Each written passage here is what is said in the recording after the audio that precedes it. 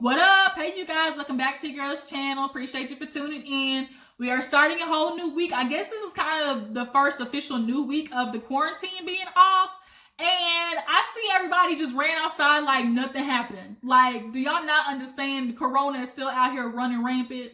Like, I see so many pictures of people out at lakes, like not practicing social distancing.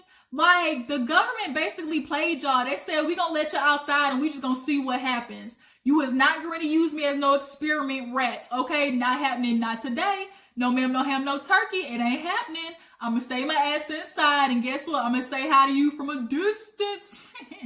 If you OGs know, that's the OG Medea. Drop down in the comments if you know what I'm talking about. But because your girl's still staying inside, I got a chance to watch Married to Medicine LA. They did not give us the Atlanta Housewives reunion. Bravo's really dragging this shit out, and I don't know why. Like, give us the reunion already. We want to see Nene's get edges dragged for filth. Like, it's about time we get to it already, because that bitch been talking a lot of mess on the internet, and I'll watch what happens. Like, girl, we ready to see it. But you do you, Bravo. We just gonna talk about Married to Medicine LA, I guess, for the moment.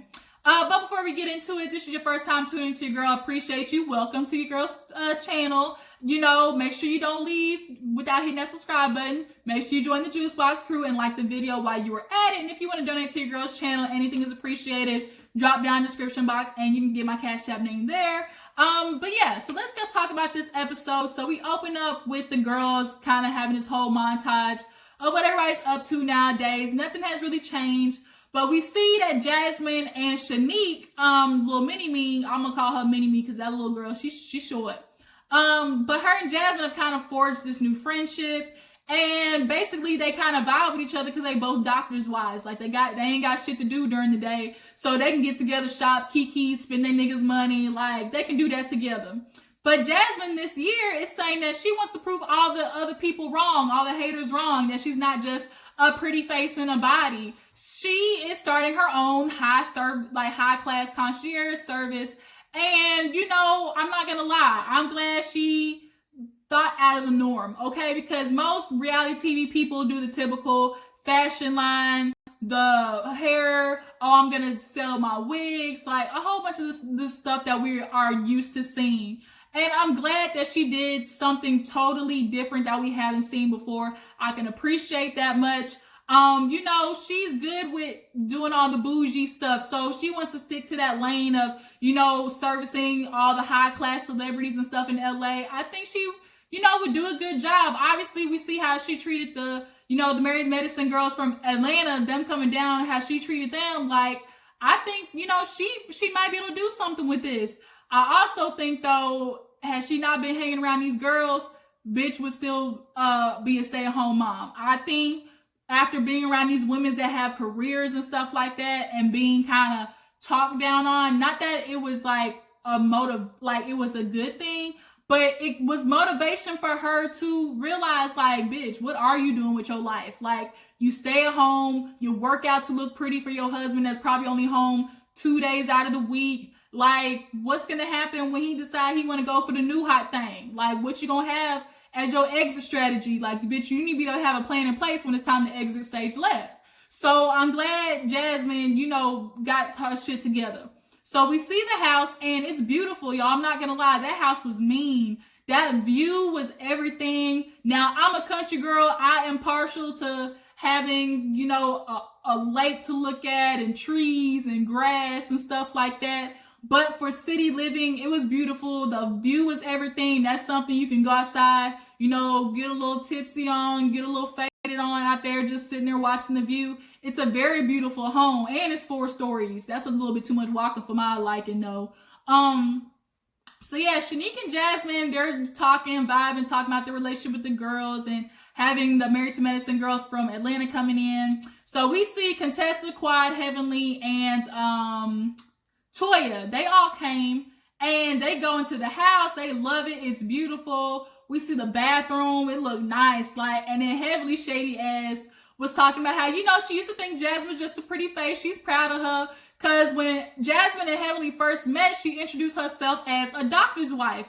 And Heavenly kind of looked at her like, bitch, that's your introduction?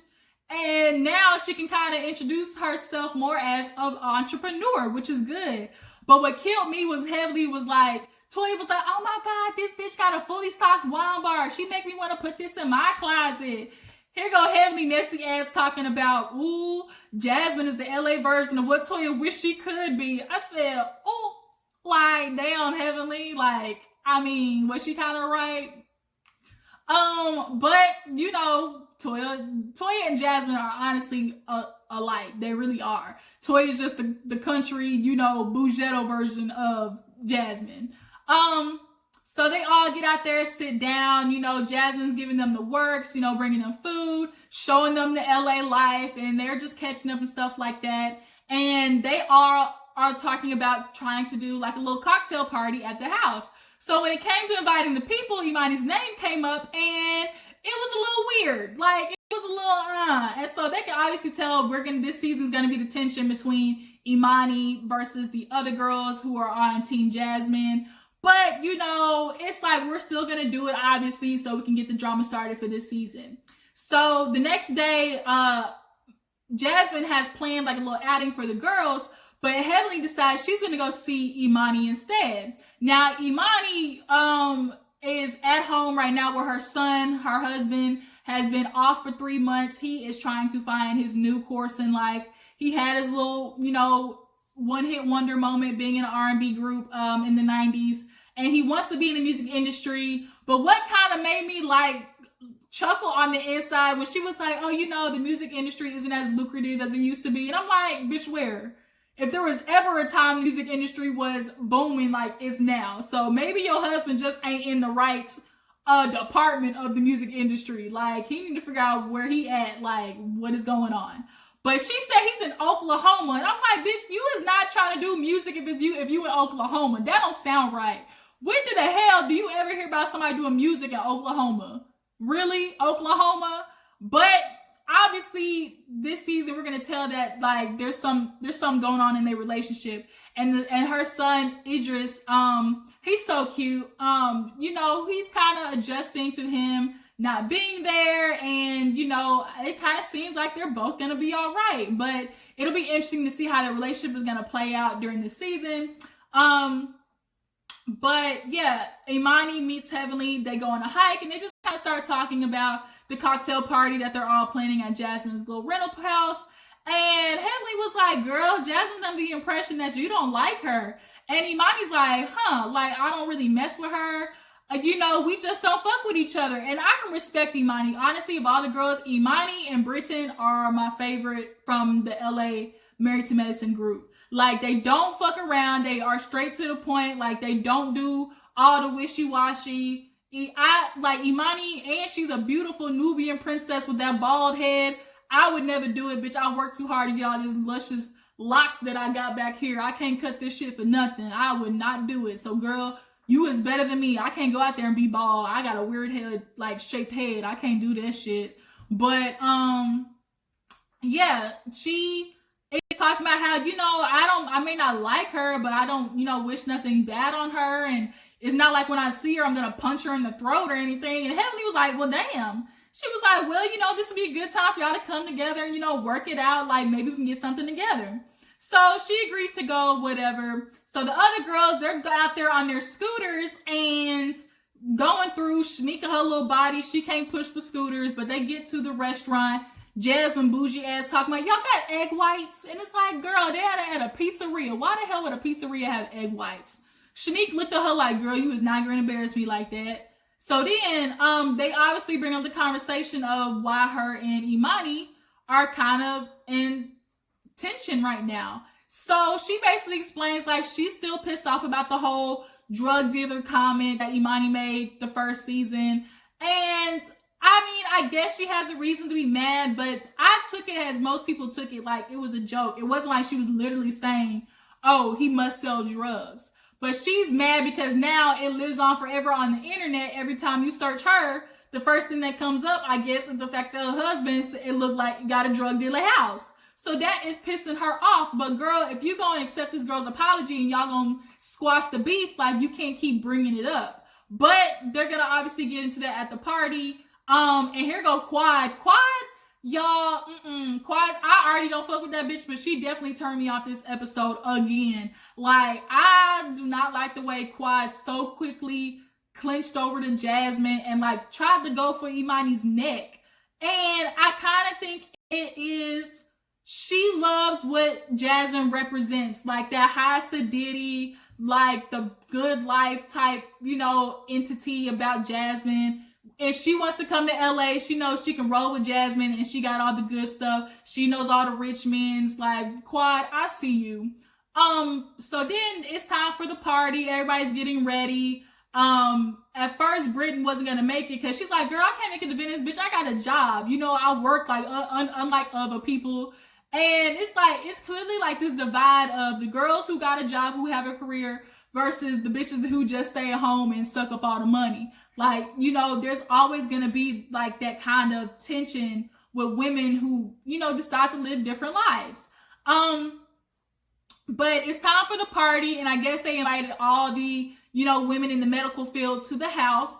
The Atlanta girls, they're getting ready, and and I guess they invited Kendra, who is this new girl who is friends with Britain, I think. She said she met her being an anesthesiologist. And so they end up going downstairs. Everybody's coming in. Imani's on her way. I guess she brought her friend Leah. And she's kind of talking about how, like, I'm just going to go in there. It's not going to be no problems. And plenty of other people in there I could talk to. And the Atlanta girls, as they're sitting down, Heavenly ends up sitting down with this girl named Kendra. And Kendra's a new doctor. She's an OBGYN. Kendra, let me tell you something. Don't you ever put that motherfucking outfit on again, okay? Who told you to walk outside in this goddamn satin sheet set that you get from Tarjay? And I'm saying Tarjay because you live in LA, okay? Because that's, it's the upper echelon compared to Walmart. Target, bitch. I'm gonna say Target because that's honestly what that outfit looked like. Target.